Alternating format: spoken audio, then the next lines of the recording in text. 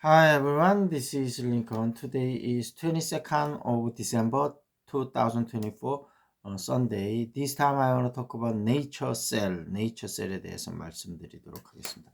금요일 날은 1.23% 떨어져서 2만 50원이었고요. 3개월치 주가 흐름을 보면 9,000원에서 27,000원까지 올랐다 살짝 조정받는 모습이고, 네이처 셀의 그 줄기세포 치료제죠. 요것이 조인트 스템, 요것이 지금 미국에서 RMAT로 선정이 됐다고 그래서 이제 주가가 좀 급등을 했었는데, RMAT는 패스트 트랙이라 좀 혁신 의약품이라고 생각이 돼서 조금 트랙이 빨라지는 겁니다. 그래서 RMAT로 선정이 된다고 해서 무조건 통과가 되는 건 아니지만, 그만큼 미국에서 필요한 약품이기 때문에 어느 정도 뭐 효과가 있고 그다음에 안정성이 어느 정도 담보가 된다면 통과될 확률이 훨씬 높아지는 건 사실입니다. 다만 아직도 불확실성이 있으니까 당분간은 주가가 계속 뭐 비슷한 상태에서 움직일 거는 같고, 다만 이제 통과가 될 것 같은 구체적인 사인이 나오면 또 한번 출렁일 수 있을 것 같습니다. 네이처셀이 보면 그 작년까지는 영업 적자가 되게 심했는데요. 올해 1분기, 2분기에는 화장품 쪽 매출이 늘면서 영업 이 소량이지만 약간 흑자도 냈었거든요. 그래서 화장품 쪽이 지금 많이 선전하고 있기 때문에 줄기세포를 이용한 화장품이요.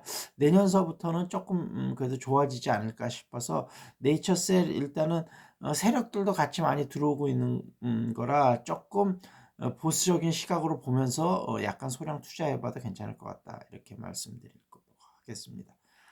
시사 이슈로 넘어가서요.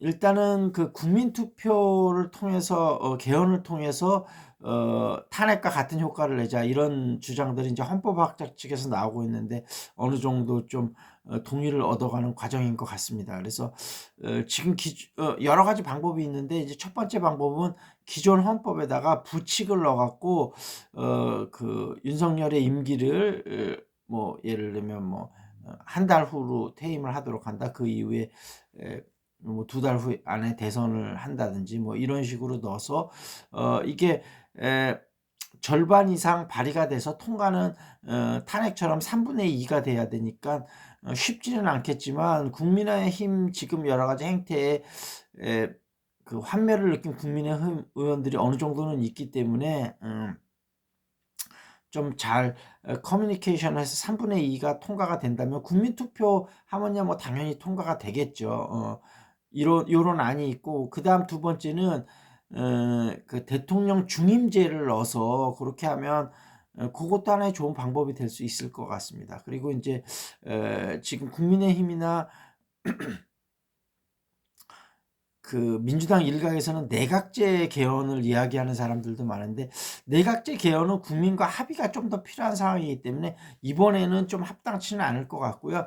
시간을 두고 다시 한번 좀 커뮤니케이션을 해봐야 될 것 같다, 이렇게 내서 그 개헌을 통한 뭔가 정권 교체 이런 부분을, 요즘은 내각제이기 때문에 굉장히 부정적으로만 보는 사람들도 많은데 그런 여러 가지 트랙이 있다는 걸 생각을 하시고 한번 좀 연구를 잘 해봤으면 좋겠다, 이런 생각이 들고, 그다음에 이제 이재명이 예전에 테러를 받았는데 이번에 이제 북파 공작원 얘기가 나오면서 여기에 대한 배후도 좀 더 철저히 파헤쳐야 되는 게 아니냐. 사실은 의혹되는 부분이 굉장히 많았잖아요. 그때 사고 나고도 그 증거를 인멸하기 위해서 그 주변을 그냥 깨끗이 청소를 해버린다든지, 그다음에 테러한 사람의 신원을 공개하지 않는다든지, 뭔가 여러 가지 좀 미스테리한 점들이 많았거든요. 이런 부분들을 좀 정확히 수사를 해야 될 것 같다, 그렇게 나오고, 그다음에 이제 봉지욱 기자가 나와서 이제 밝히는 내용인데, 김건희 씨가 공천을 하면서 비례대표라든지 아니면은 지역의 여러 가지 선거라든지 이럴 때 공천 장사를 많이 했다 그래요. 그래서 예를 들면 현역 중진이 돈을 받아다가 김건희한테 배달하는 역할을 했다는데, 이게 사실이라면 진짜 제대로 된 국정농단이죠. 그래서 이런 것들이 겁나서 비상계엄을 했는지는 모르겠습니다만, 철저하게 좀 의혹을 파헤쳐 봐야 될 것 같다. 근데 뭐 봉지욱 기자가 그 정도 얘기하면 뭐 전혀 근거가 없는 얘기는 아닐 것 같고 뭔가 정확한 증거를 갖고 있으니까 그런 얘기를 하겠죠. 어찌됐든 또 좀 살펴봐야 될 것 같고 이제 한덕수 걱정이 좀 많아지고 있는데요. 지금 6개 법안 거부권을 행사하고 있고 나머지 김건희하고 내란 특검법도 뭐 처리 기한이 1월 1일까지라고는 하지만 이렇게 계속 지지부진하면서 뭐 헌법에 부합되는지를 살피겠다. 지금 헌법에 다 부합이 됩니다. 본인이 헌법 질서를 유린했으면서 이렇게 나오니까 좀 이제 국민들이 황당한데 민주당이 두 가지 시각이 있는 것 같아요.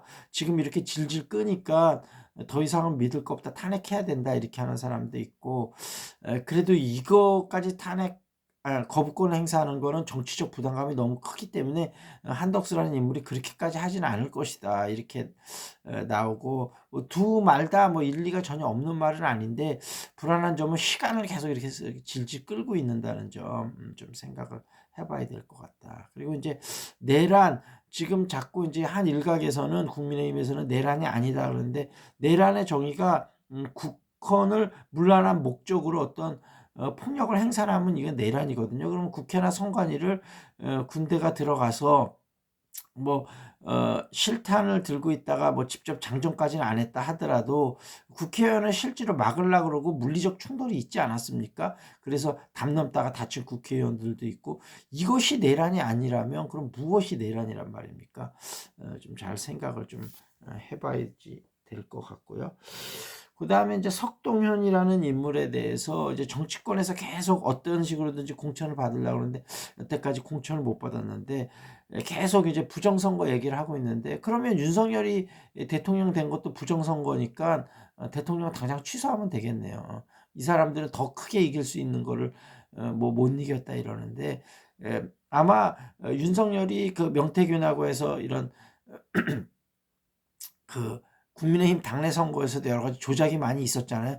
본인이 그렇게 해보았으니까 그걸 강하게 의심하는 것 같은데 지금 우리나라 시스템이 문명하다 보면 뭐 작은 오류는 있을 수 있습니다. 그렇지만 대단히 많은 오류가 공개적으로 했다면 그거는 우리나라뿐만 아니고 다른 나라도 비슷한 그런 선관위 시스템을 갖고 있는데 그렇다면 인류가 전부 정당성을 잃는 그런 이야기인데 좀 그런 주장은 더 이상 그만했으면 좋겠다 이런 생각이 듭니다. 자, 이 정도에서 마무리 짓겠습니다.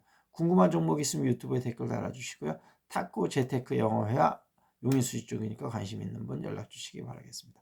That's it. This is Lincoln. See you next time.